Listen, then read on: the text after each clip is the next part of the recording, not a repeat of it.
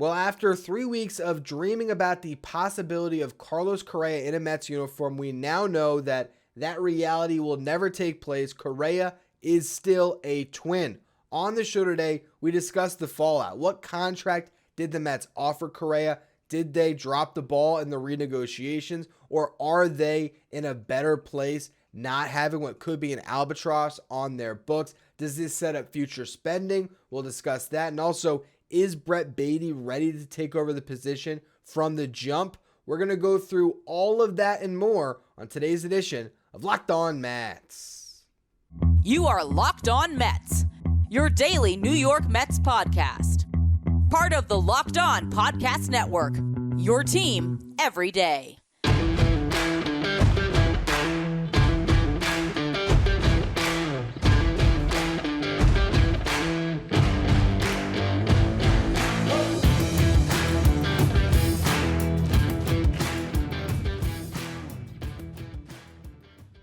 Hello to all you amazing Mets fans. You're watching Locked On Mets, part of the Locked On Podcast Network, your team every day. I'm your host, Ryan Finkelstein. If you want to find any of my work, follow me on Twitter at FinkelsteinRyan. You can also find some of my writing at justbaseball.com, where I work as the managing editor. Now, where did the Mets go wrong here? I mean, you could look at that from multiple angles. Did they go wrong just in the beginning of even entertaining the idea of adding Carlos Correa, where Steve Cohen was maybe one too many martinis deep on a vacation in Hawaii, and he jumped the gun a bit? He certainly jumped the gun with the way he spoke to the media about the signing. But that could be one kind of line of demarcation. You could say, oh, that's where they screwed up. Or you could say, did they screw up in the negotiation process? I don't think that they actually made a mistake at all in this, but let's unpack it, right? Maybe the mistake, again, was talking to the media. But overall, Steve Cohen, he got exclusive negotiating rights to Carlos Correa. They agreed to a deal. They saw the physical. They didn't like it. On goes a bunch of negotiations. Now, we finally know the contract that the Mets were trying to get across the finish line. And if they had secured Correa on that deal, it would have been amazing value. So what they did was they took that 12-year, $315 million contract, they split it right in half.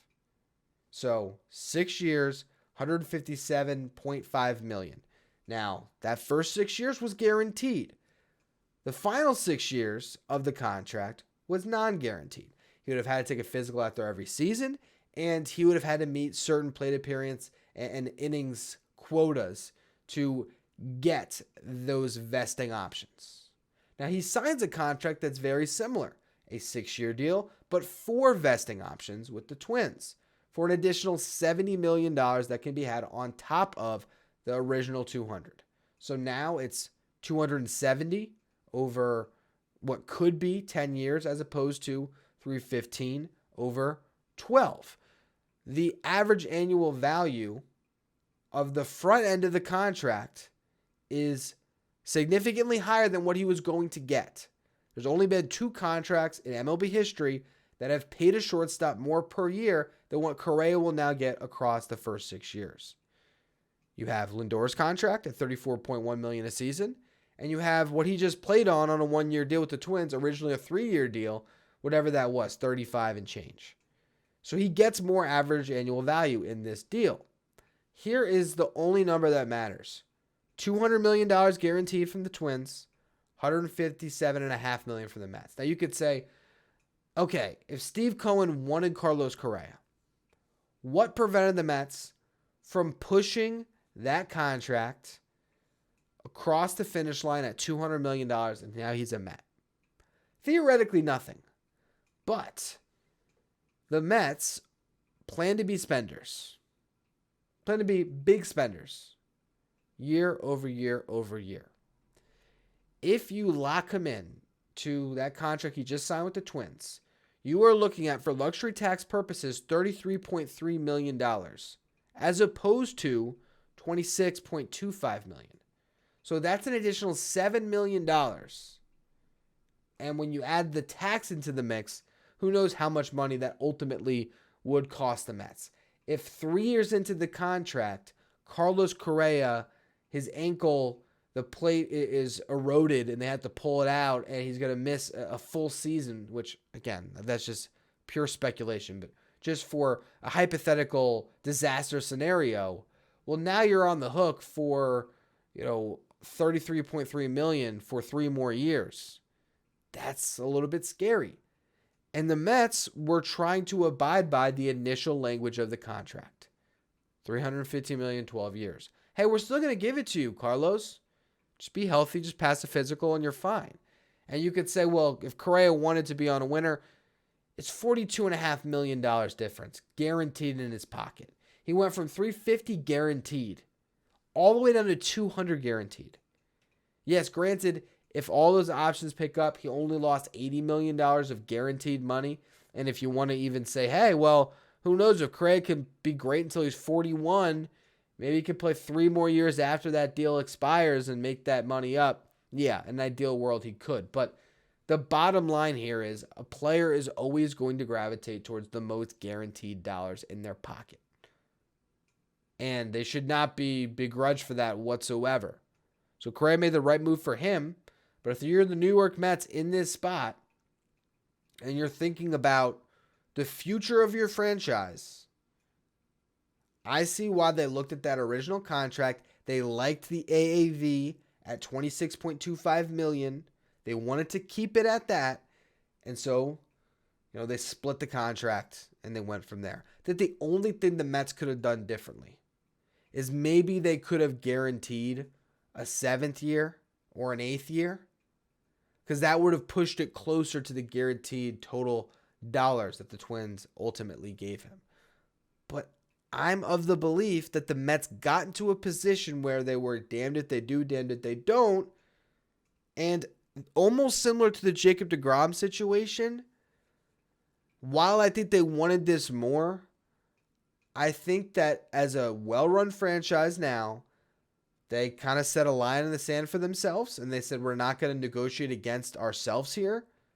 We don't think that you're going to do better than 6 guaranteed years at $26.25 million, plus the possibility of getting the other half of that contract if you're healthy. They felt like that was a fair offer. They felt like it accounted for the risk properly. And credit to Boris for finding him a better deal in a place that he is familiar with. So now we turn the page and we look towards the future. And that's what we're going to do next. Before we do, though, today's episode is brought to you by BetOnline.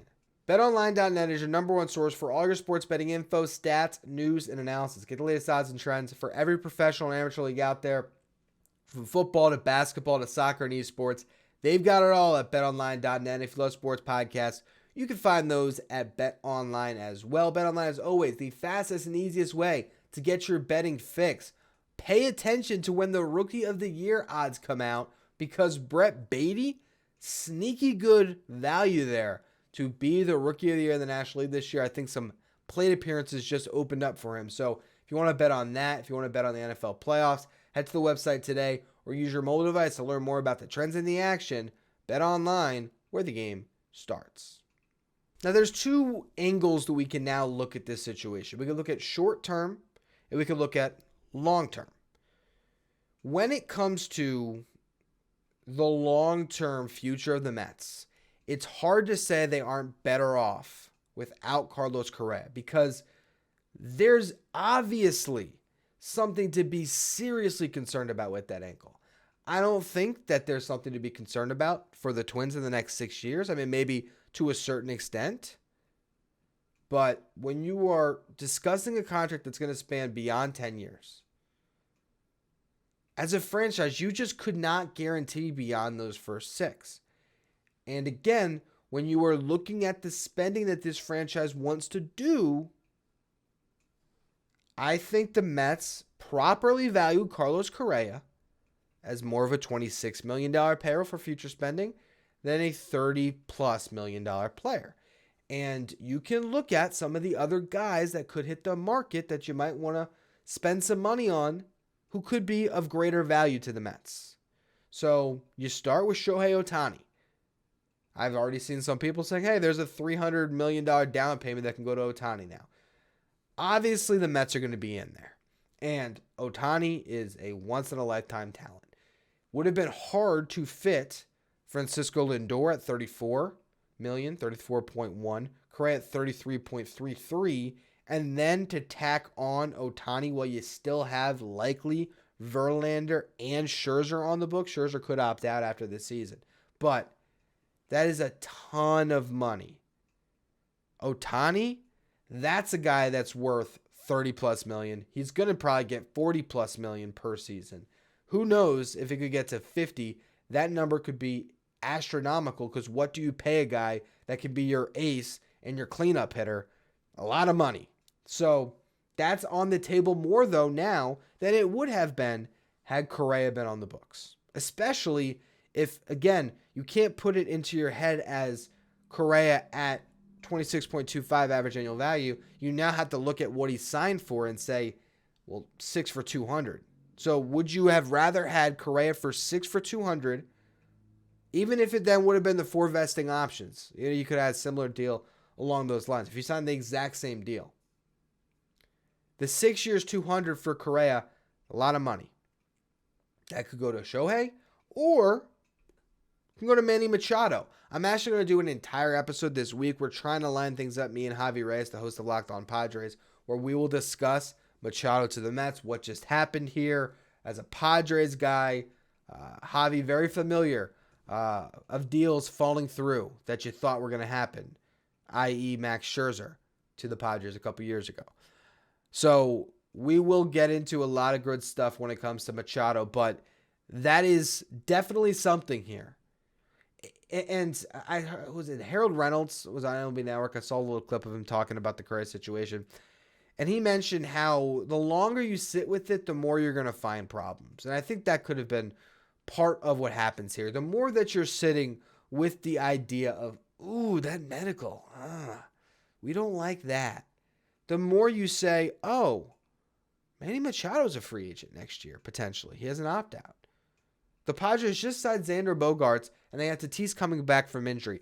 Isn't there a possibility with both of those guys under contract for a decade that maybe they're thinking that's the left side of their infield moving forward, that they're thinking, all right, this year we're going for it with Machado, Tatis, Soto, Bogaerts. But if Machado opts out, Tatis can go back to short, slide Bogaerts to third. You got Cronenworth still. You got Kim. You got Soto in the outfield for another year beyond this, I believe. At least one more year beyond this. I think he's a free agent after the 2024 season. I think in 2025. So they have 2 more years of Soto, and he's going to have to get paid if they want to keep him, and we'll see how his next season in San Diego goes. I think there's a very real possibility that Machado is a free agent not returning to the Padres. And he's a better hitter than Correa. Less of an injury risk. Only a little bit older, I believe. Yeah, I think that you would rather spend your money there. Or Ohtani. And then there's always the next free agent class that goes beyond that.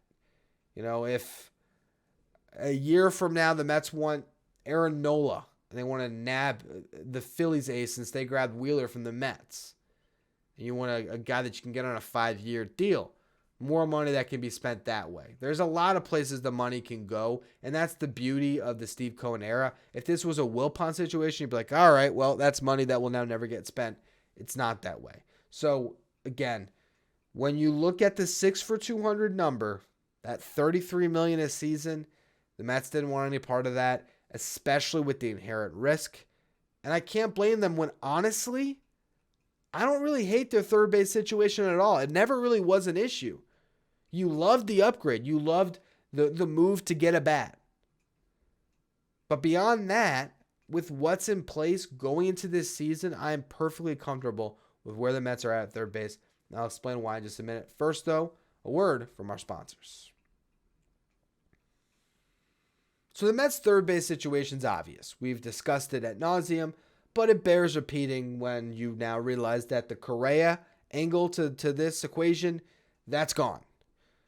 Eduardo Escobar had a good chance of being traded 2 days ago. Now he's locked in. He is the Mets' opening day third baseman. Almost definitely. Unless Brett Baty is just awesome in spring training, and they got a righty matchup they like where they want to put him out there, I imagine with the veteran experience and all that, Escobar got a pretty good chance to be the opening day guy. And again, I think what you have with Escobar is you have a floor that you can respect. You're going to have above average production. He is going to put up a 2.5 F4 next season if he plays 140 games as the starting third baseman. And you can do a lot worse than that because it's not just a 2.5 F4 based on defense alone. He's bringing you the power that you need. Again, I spoke about it on the Breaking News Correa show when it came to Escobar's defense. Yes, I have some problems with him there, but when you have Guillorme coming off the bench, when you still have Lindor playing next to him, when you have Jeff McNeil up the middle, when your outfield defense is good, it's fine. And he's not terrible over there. It's not J.D. Davis playing third base, okay? So that's your primary option. But Brett Baty is right there next to him. And I think Brett Baty is legit. I think Brett Baty is, honestly, I know this is crazy because Francisco Alvarez is the guy, and some people have him as the best prospect in baseball. I honestly view Brett Baty as the top prospect in the Mets system right now. And that's because as much as I love, and it's 1A, 1B with those two guys, as much as I love the potential of Francisco Alvarez, I can envision a scenario that it doesn't work out for Alvarez more than I can see a scenario where it doesn't work out with Brett Baty, because right now there is a slight hole in Alvarez's swing. I think it'll get ironed out, but you hit him with high heat, he struggles a little bit to catch up. Now, he can certainly fix that. That's seeing major league pitching. A high fastball in Double-A looks a lot different than when a major league pitcher can get you at the top of the zone with velo. So I think that can be worked out, but there is something there that he has to work on. Where Brett Baty, his hole in his swing was he hit the ball on the ground too much. And as Arm Layton pointed out for Just Baseball in our top 100 scouting reports, a year ago heading into this season, there was an inconsistent load transfer. He was just a little bit discombobulated with connecting the moving parts of his upper half with his lower half. He fixed that. He started driving the ball. He got more lift. He cut that ground ball rate. If you look at the Double-A ground ball rate, 2021 to 2022, he cut that rate by 20%. He found more power. The exit velo was never the problem. He always hit the ball hard. I just don't see, with the way his swing looks right now, him not being an above average hitter in the big leagues. Now, defensively, yes. Is he Carlos Correa? Absolutely not. Is there some questions about him defensively at third? Yes, there is. But if we're looking at the prospects in the Mets system, for one, as I just said, he's the best prospect. A lot easier to iron out some kinks at third base, which he's already gone through the process of doing. The defense has steadily improved, as opposed to commanding a veteran pitching staff behind the dish that Alvarez has to do. So when I look at prospects going into this season, I always was high on Baty. And the reason why I love the Correa move is because I thought, oh, wow, no, Brett Baty, he's your starting left fielder by May or June. And Mark Cannon becomes the best fourth outfielder in baseball. All right, well, now you cool down on that. But if the Mets are able to get Adam Duvall, Jurickson Profar, if they're able to nab a free agent outfielder to throw into the mix, that can get some at-bats, that can be a fourth outfielder. Even Tyler Naquin on a minor league deal with an invite would not be terrible. I know he was not great with the Mets this year. Even a low-end guaranteed dollar amount for Tyler Naquin. I'd be happier with Tyler Naquin on this roster than Darren Ruff next year. I'll just leave it at that. Point is, I think your outfield is fine with Canna, Marte, and Nimmo. More than fine. I think it's good. Very good. So it's just about third base. And again, now Baty and Escobar, that's a nice option. Beyond that, Ronnie Mauricio had an incredible winter season here in the Dominican. MVP Ronnie. He can get some time. Now, I think they'll probably keep him at shortstop now, that they don't have to make him learn the outfield, because adapting to third base, like they could give him a day of third base a week if they wanted to. Keep him at shortstop, keep building his value, keep him as a really good trade chip potentially. But he's an option to plug at third base. And then Viento's the wild card. If he could ever figure out defensively, I think the bat is there and could help the Mets big time this season. So Correa would have made this team a juggernaut.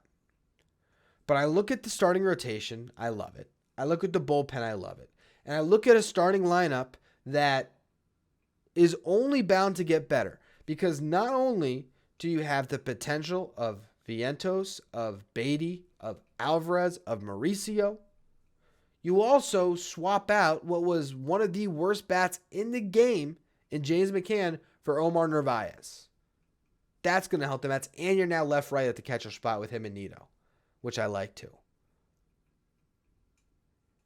Your season's still going to be driven by your main guys, right? By Alonso, by Lindor, by McNeil, by Nimmo. That's kind of your core four right now. And that's okay. That's a very good quartet of players, especially when you have an all-star coming back in Starling Marte as well. And then you have the ceiling of the prospects, and then you still have the floor that Canna and Escobar bring.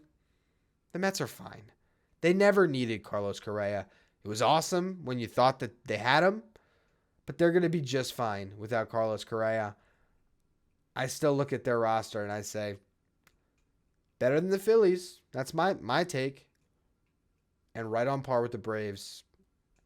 So you are in a very good spot heading into opening day. Even if the Mets did nothing else, and we know them, they're going to do something. They are going to get a bat. Whether that's a free agent or a trade, but all of that is to be discussed at a later date. That's going to be all for today's edition of Locked On Mets. Last two shows of the week, I believe we're now going to pivot towards the money that needs to be spent next, which is Jeff McNeil and Pete Alonso contract extensions on the show tomorrow. I think I'm going to tell you why Jeff McNeil should be extended first before they find a deal for Pete. So make sure you tune into that. And then Friday, we'll likely do the crossover with Javi about Manny Machado. So make sure you follow, rate, and review wherever you get your podcasts. Make sure you follow me on Twitter, at Finkelstein Ryan. Follow the show, at Locked On Mets. Thank you for making Locked On Mets your first listen every day. Now for your second listen, check out Locked On MLB Prospects. We spoke a lot about Brett Baty today. You can learn more about him listening to Locked On MLB Prospects. That is where you want to go to learn about the stars of tomorrow. You can follow Locked On MLB Prospects on the Odyssey app, YouTube, or wherever you get podcasts.